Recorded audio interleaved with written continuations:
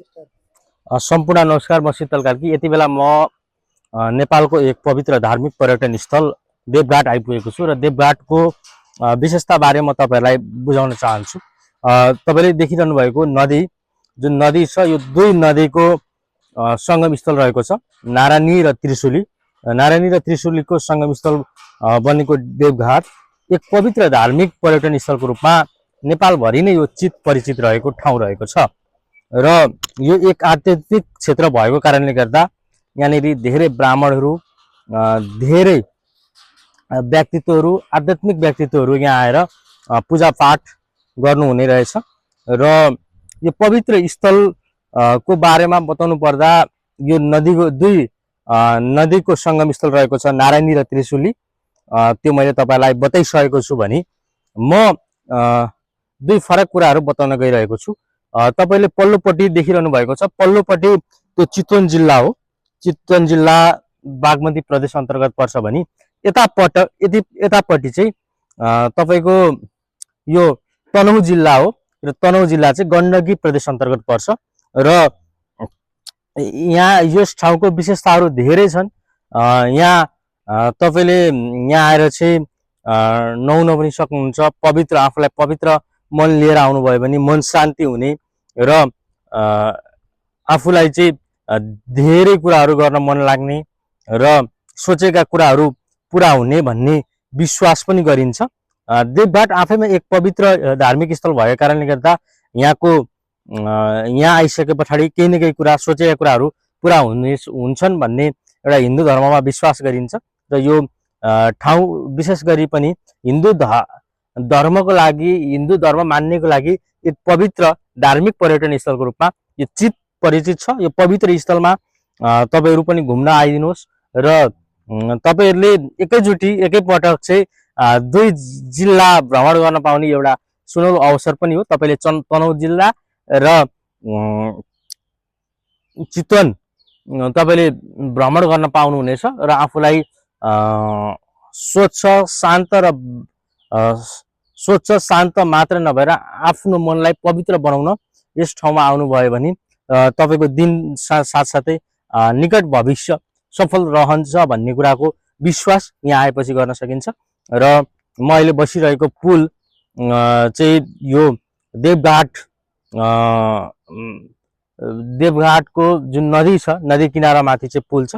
पुलबाट मैले तपाईहरुलाई चाहिँ यहाँका दृश्यहरू देखाइरहेको छु र म अझै धेरै भ्रमण नै गर्नेछु, भ्रमण गरिसकेको छु। आज मेरो दिनभरि यही देवघाटमा चाहिँ देवघाट कस्तो छ, के छ भन्ने कुराहरू बाँकी भिडियोहरुमा देखाउँछु म तपाईहरुलाई।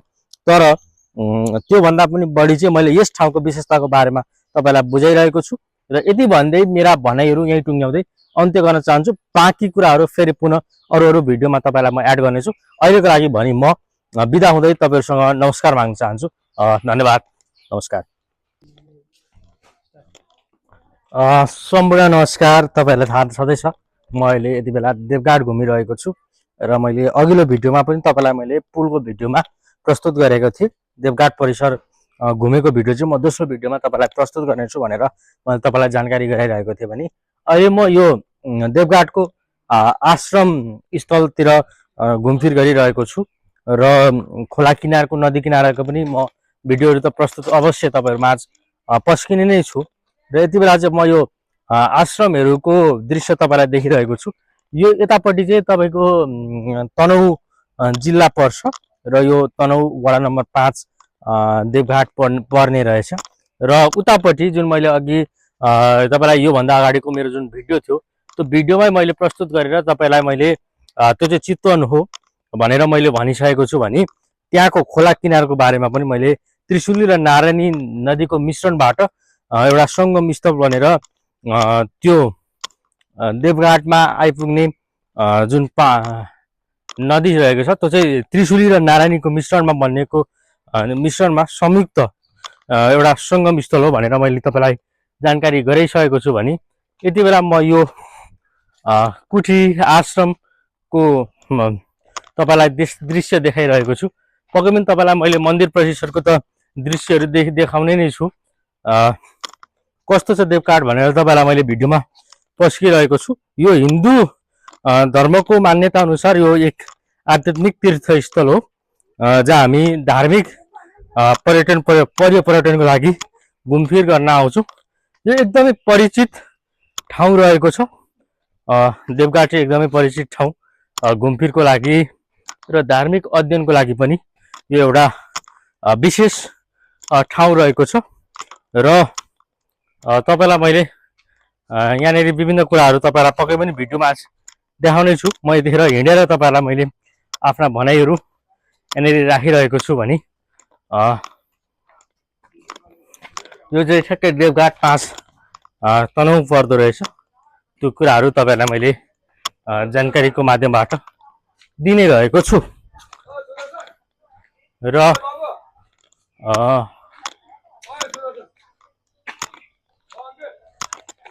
हामी त्यस कारणले गर्दाखेरि प्राचीन चक्रवर्ती मन्दिर, मुकुन्देश्वर महादेव दिव्य चक्रशिला, मणि मुकुन्देश्वर धार्मिक उद्यानको दर्शन अवलोकन गरौँ भनेर त्यहाँनिर लेखिएका कुराहरू छन्।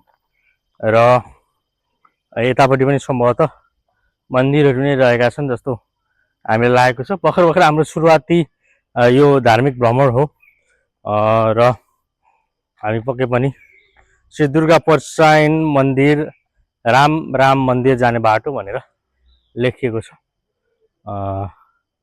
त्यो कुराको तपाईँलाई जानकारी दिन्छु। अहिलेको लागि म यो भिडियोलाई यहीँ विश्राम राख्दै पुनः म तपाईँहरूसँग भिडियोमा जोडिन्छु भन्ने कुराको जानकारी गराउँदै यति बेला म विश्राममा छु। अहिले हामी यो गलेश्वर आश्रम देवघाट 5 तनहुँ रहेको यो हामी श्री सिद्धेश्वर महादेवको मन्दिर दर्शन गर्न गइरहेको छु। मन्दिर दर्शन नियमपूर्वक हामीले विविध कुराहरू गर्नुपर्छ, जस्तो आफूले मात्रै यहाँनिर प्रवेश गर्नुपर्छ। पर्यटन स्थल रहेको छ।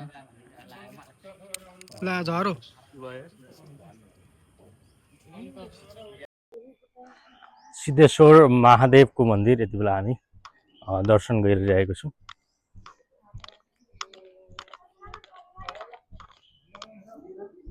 यो देवघाट 5 तनहुँमा आएर दर्शन गर्नेछौँ। ओम नमः शिवाय,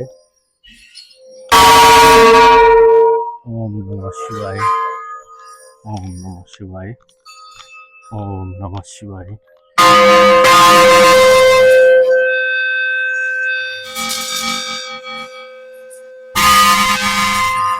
ओम नमः शिवाय, ओम नमः शिवाय। यहाँभित्र फोटो भिडियो पाइँदैन। यो भिडियोमा मैले जोडेको छु। यो भिडियोलाई चाहिँ मैले ठ्याक्कै गुरु वशिष्ठ ऋषिले ध्यान गरेको ठाउँ भनेको श्री रामका गुरु वशिष्ठ ऋषिले ध्यान गर्नुभएको ठाउँ आएको छु। र यहाँनिर कृपया मौन बस्नुहोला भन्नुभएको छ। मैले थोरैमा चाहिँ भिडियो लिएको छु। भित्रीपट्टिको हाम्रो भन्ने कारणले गर्दा बाहिरी भाग चाहिँ हाम्रो देवघाट आएको कारणले गर्दा अहिले हामी सीता गुफा जाने क्रममा अहिले हामी यहाँ रामका गुरु वशिष्ठ ऋषिले ध्यान गर्नुभएको ठाउँमा छौँ। पुनः म भिडियोमा जोड्दै जानेछु। अहिले हामी ठ्याक्कै सीताको गुफा जाने क्रममा छौँ र यति बेला हामी सीताको गुफा जाँदैछौँ। अनि यहाँनिर लेखिएको छ, धेरै कुराहरू लेखिएको छ। मलाई जुठो सुस्पिरीहरूलाई प्रवेश निषेध लेखिएको छ। यति भन्दै म ठ्याक्कै भिडियोमै तपाईँहरूलाई जोड्नेछु बाँकी कुराहरू। प्राचीन कालमा चाहिँ यहाँ सीता माताले चाहिँ ध्यान गर्नुभएको स्थान जुन गुफा रहेको छ त्यहाँनिर हामी जाँदैछौँ। सीता गुफाको भिडियोलाई हामी अलिकति ठुलो पारेर हामी देखाउनेछौँ अहिले सीता गुफाकोलाई। अब हामीले सीता खोजेर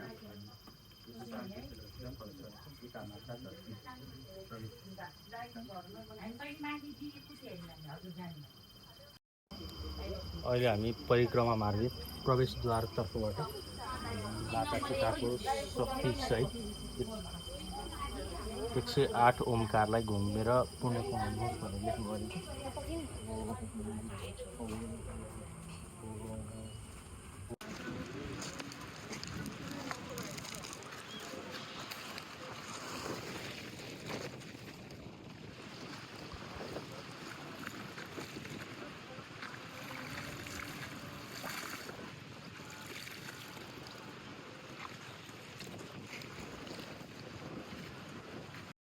मेरो